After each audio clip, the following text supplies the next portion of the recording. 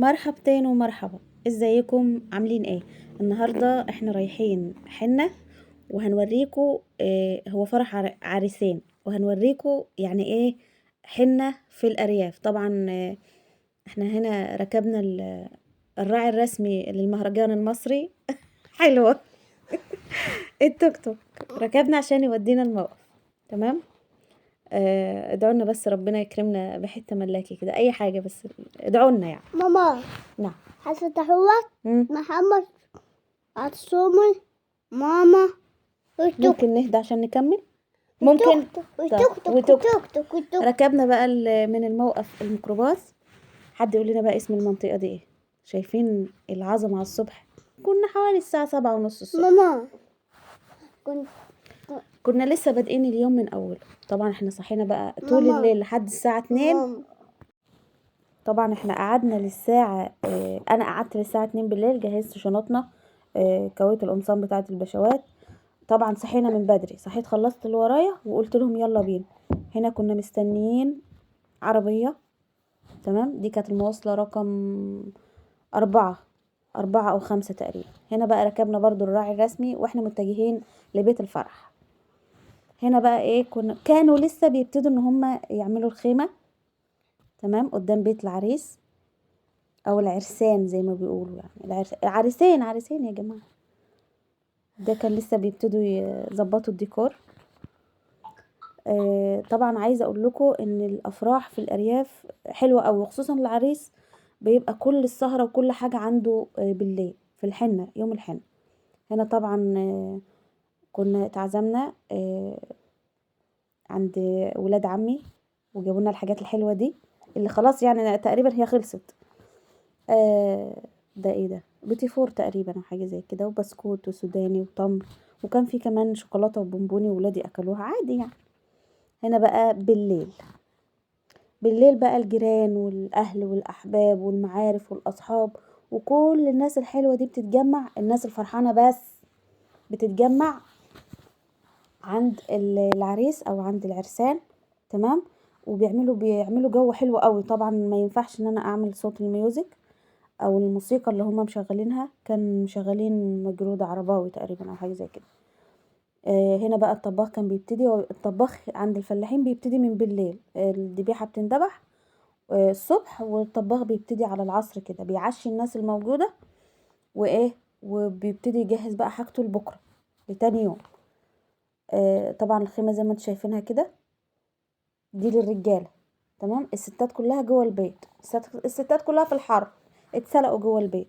طبعا الخيمه اللي على الجنب دي بيعمل شاي وقهوه وحاجات من دي وعصير. اللي عايز بياخد ده البوفيه تبع الفرح. انا عاوز حصير. حاضر. طبعا النور جايب من اول الشارع، شايفين من اول الشارع ماشي مسافه قد ايه لحد الخيمه قدام البيت. بيبقى الجو بصراحه ربنا تحفه، حلو ممتاز. حاجه كده يعني تدي امل وتفاؤل كده، حاجه لا بجد بجد الواحد بتبقى نفسيته متغيره او بتتغير. طبعا هنعيده على الطباخ تاني.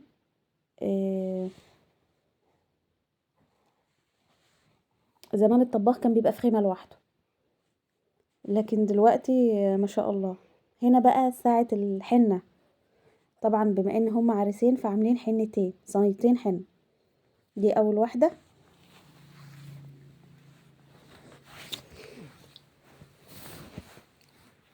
طبعا الشباب كلها بسم الله ما شاء الله بيرقصوا. العريس اللي هو لابس جلابيه ده بيرقص مبسوط خالص، ربنا يهنيهم يا رب.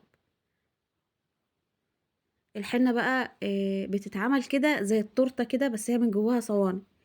عشان خاطر ايه؟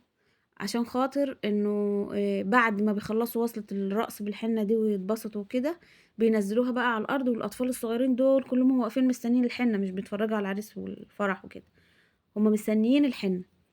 بيبتدوا ان كل عيل يملأ ايديه. تمام. وبيجي بقى تاني يوم الفرح تبص تلاقي ايديه حمرا من الحنة. ايوه. طبعا انا ما رضيتش اعمل كده في ولادي، ولادي رجاله. ماما، نعم. محمد محمود تساعدنا في ايدك كده هوت. ماشي. اعمل كده هوت فيه. استنى بس ما اتفرجوا على العريس يا عم، اهدى بقى. طبعا هما بيرقصوا على المجرودة العرباوي زي ما قلت لكم، ف عادي بقى. طبعا انا مش عارفة، انا كان نفسي اعمل كل حاجة بصوتها الطبيعي.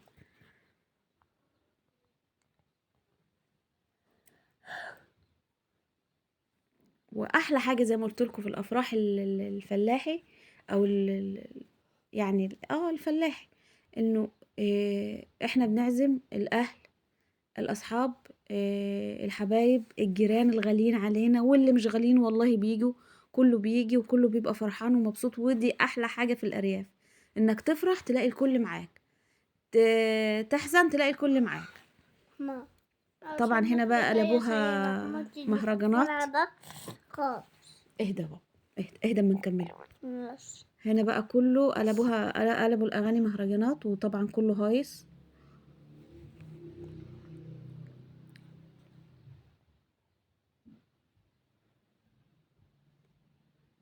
وجايبين كاميرا وجايبين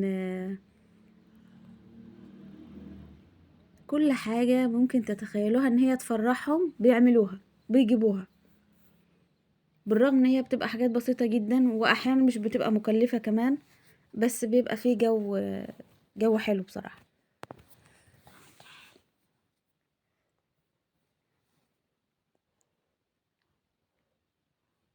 انا عمري ما شفت عريس لابس جلابية، بس مش مشكلة، مش مشكلة، ماشي الحال. واحد فيهم لابس جلابية والتاني لابس الجاكيت اللبني ده، هما دول العريسين بتوع الليلة. يا رب يفرحهم ويهنيهم يا رب.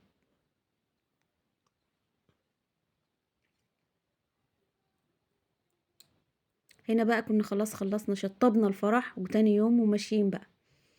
احنا كده طالعين من البلد اللي كان فيها الفرح. البلد دي عايزة اقول لكم انا قضيت فيها طفولتي تقريبا، ما شاء الله. طبعا مكان السور والعربية والحاجات ديت كان جزورين على الصفين، تبقى ماشي كده والجزورين مضلل عليك في الطريق، تحس ان انت ماشي في غابة. بس بجد كان المنظر تحفة، لو كان معايا تليفون ايامها كنت صورت. بس برضو المنظر حلو دلوقتي، يعني شجر برضو، بيوت متهيألي دي مزرعة تقريبا، السور معمول حوالين مزرعة تقريبا يعني. لا انا مش مزرعة، مش عارفة. وهنا بقى لايك واشتركوا في القناة عشان يوصلكوا كل جديد، وكومنت كده تقولوا لي فيه احنا فين، احنا فين، قضينا فرحنا فين، وعقبال حبايبكم، والسلام عليكم ورحمة الله.